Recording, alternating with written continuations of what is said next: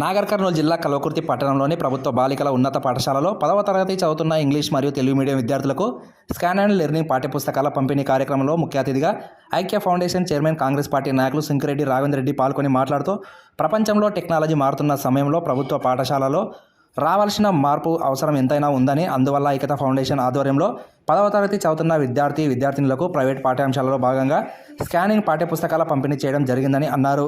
Phone ద్వారా విద్యార్థులు తమ సబ్జెక్టులను స్కాన్ చేసినట్లయితే అందులో వీడియోతో పూర్తి వివరాలు సమకూర్చడం జరిగిందని, విద్యార్థులు ఉపాధ్యాయులు చెప్పిన పాఠాలు ఇంటి దగ్గర స్మార్ట్ ఫోన్ ద్వారా స్కాన్ చేయడంతో తెలుసుకోవచ్చని సింకిరెడ్డి రాఘవేంద్ర రెడ్డి అన్నారు.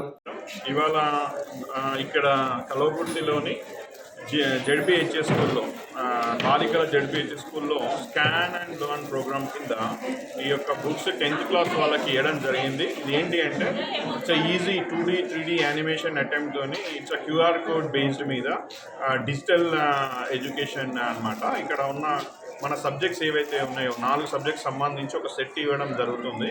ఇక్కడ ఇంగ్లీష్ మీడియం తెలుగు మీడియం ఇద్దరికీ కలిపి కూడా సపరేట్గా ఇవ్వడం జరుగుతుంది. ముఖ్య ఉద్దేశం ఏంటి అంటే స్టూడెంట్స్కి easy to understand. So classroom experience కాకుండా మీ classroom experience in room experience కాకుండా ఇంటికి వెళ్ళినా కూడా వాళ్ళు ఫోన్లో QR కోడ్ను స్కాన్ చేసి ఆ యొక్క టాపిక్కి సంబంధించి సబ్జెక్ట్ సంబంధించినట్టయితే ఫోన్లోనే ప్లే అవుతుంది.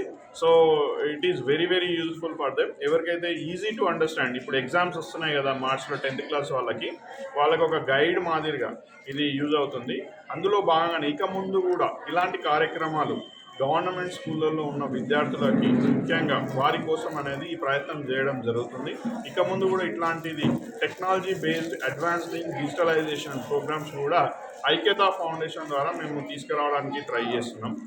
సో ఏది ఏమైనా కూడా ఇక రాబో రోజులలో ఇక్కడ కాంపిటీషన్ అంటే ఇప్పుడున్న వీళ్ళందరికీ కూడా పోటీ తత్వము అలవర్చుకొని వాటికి సంబంధించి ఇట్లాంటి కార్యక్రమాలు చేయడం జరుగుతుంది.